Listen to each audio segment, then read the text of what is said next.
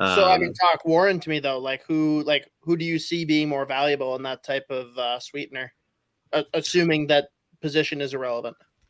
I mean, well, that's the thing. I probably Warren. He gives you a full package on defense again. Just such a smooth skater, really smart, and just like he's a leader, good dude. Like really, really good kid too. But the points haven't been there as much this year. But I mean, he's their captain for a reason, and every once in a while he makes some plays where you're like, holy shit, how the fuck did he do that? He scored a sick goal the other day too. But he just does everything. Like he's one of those jack of all trades, master of none types. But I know last year I saw a massive jump just in the defensive game where to the point where like, Pronman will do his redraft or whatever. He jumped like 100 spots.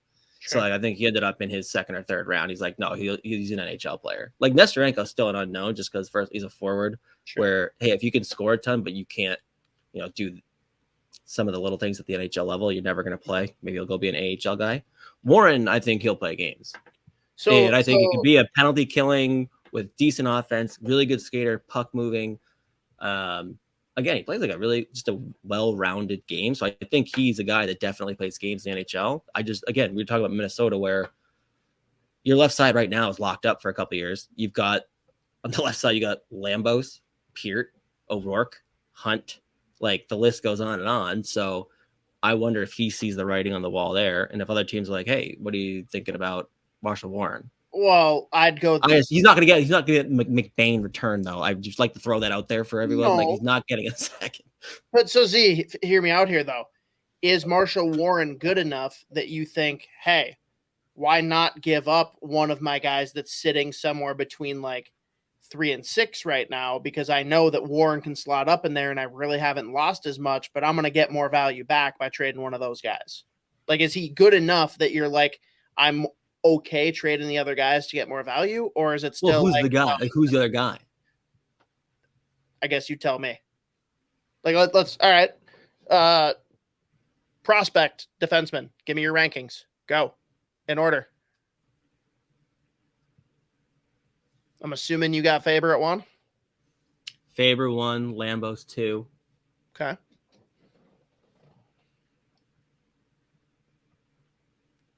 And go all the way until you hit Warren. Sure. So the thing is, I don't know. I think you have a really good thing right now where you've got the luxury of time with guys like, hey, let's just let Hunt, O'Rourke, Faber, Heal, like all of these guys. I just think in terms of pure ceiling, that's why Warren's down where he's at. Like that's why he's not up there. So like, I think you still are not really like you look at a guy like Jake Middleton, right? What's he drafted in the 7th round? Yeah. He's doing the Mark Giordano, man. Waited until he was 25 to break into the league, and we'll see where he goes. Literally became a full-time NHLer at 25, and now he's like, oh shit. Like, so I think right now, like, we know the player profile for a lot of these prospects, but like, hey, this is what we think we have right now, but we've seen it, and especially with defensemen too. We don't really know. All right, well, how much development is there still? So, like, we still, like, again, we have the profile of guys like Hunt, O'Rourke. We know, like, the type of player that they drafted, what they are right now. So, I just don't see, with a guy like Marshall Warren, I think he does everything well. And I think he could be, like, I think his ceiling would be, like, a regular NHLer. Like, he can give you a little bit of everything, like, not at an elite level, not, like he's never going to be a guy that's making, like, he's never going to, like, sign, like, a 5x5. You know what I mean? Like, no, but I guess, I mean, my angle here, Z, is more, like, we've got a really deep pool when it comes to defensemen, right? There's no way that they're all going to play for this team. That right. The math just doesn't work out. So because you have a guy like him that's lingering and like, hey, maybe he's a call-up, maybe he ends up being a really sturdy third pair guy in, like, 5 years, are you like more open to trading an O'Rourke, knowing that you got a bunch of other guys that, and again, I threw out O'Rourke randomly, but you didn't give me your rankings. So that's what I'm going with. No, I couldn't. Well, I mean, so here's the thing. I think like the guys like O'Rourke, Hunt, they would get you the biggest return while not being like the biggest hit to your prospect pool in the world. So in that sense, yeah, that makes sense. You know, like I think that's what you're getting at, because like, I mean, Brodeen's locked up. Because you're looking at it both ways, right? It's either like you get rid of Warren and get very little back, or you say, hey, he's good enough to fill in, and we can get more for O'Rourke. And like, there's no way that we're gonna have all these guys play, so why not get a little extra bang for whatever trade we're coming up with? I don't know. Right. It was it makes sense. Yeah, or they fucking keep all of them. Who the fuck knows? Right. Or they play broker for the next 10 years. Billy G's a loose cannon, dude. Spurgeon might be traded before the deadline. You never know. I still can't believe people ever have ever been like, we gotta fuck it. This guy Spurgeon sucks. Last year was when. That's all he is.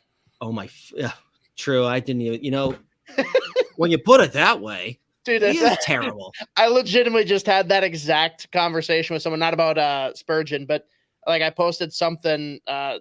God, it was about that whole Addison thing with Dean, right? Yeah. And he's like 5'11". Well, no, dude, but someone replies, how do you know it's not Guerin? Like, because I said, like, oh, Dean's just like obsessed with hating Addison or something. But no. So my response was, because Guerin's smart, and someone replied, like, what's your proof? And I replied to him, like, you know what? Good point. Bill Guerin hasn't done shit for this team. Thank you for pointing that out. Like, you fucking donkey dipshit. I like some of these fuckers. Like they just want to be upset. Like they stroke off being angry. It's so crazy too. Like, I remember before I really got into, like, when I was pretty much just doing, like, when I was covering, or not covering, I mean, just following like wild prospects, they were always like 1B for me with the Bruins. So like, I guess somewhat more like I wasn't as involved with whatever. Like, the fan base was so funny because they're like, yeah, we're fucking boring as shit. I don't know. But like, if you said about like the Islander fan base, like, you motherfucker, like, fuck you. But the Wild were just like, yeah, I don't know, bro. Yeah, that's true. And then all of a sudden, like, again, it was like last 2 years when they played really well. Now it's just so sensitive all the time. You're like, oh, well, fuck it. Everyone's stupid. Dude, I'm mad about everything. They should be winning every Stanley Cup while freeze off here. Dude, a week ago. I mean, we could say it's about 9% of the fan base, by the way. Has to happen. Gotta sell. I love that. It's got to be one or the other, right? But now there's been like a couple games in a row where they've won, and like Gus is all of us. Why aren't you trading for Kane? Why didn't you keep Ryan O'Reilly? Why would you trade him along? Like, guys, you can't like flip that quickly because you see one or two good games. Like, fuck. And I will say too, my whole thing is like, I always just laugh. I'm like, Jesus fucking Christ, when I see that shit. At the same time, however you want to be a fan, but I don't give a shit.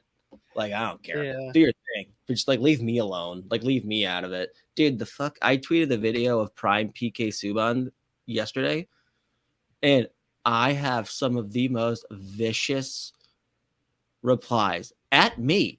And I'm like, what? This was 2014. All I said was Prime PK Subban was absolutely wild. And I just tweeted a really sick assist.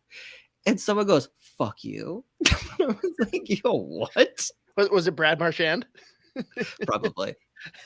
I was like, wait, fuck you. What the dude, people on this fucking app, it is some of the shit that they just take they get so mad about. Whatever. Again, but all that to say, be a fan whoever the fuck you want to be a fan. Just leave me out of it. Like, just don't tell me.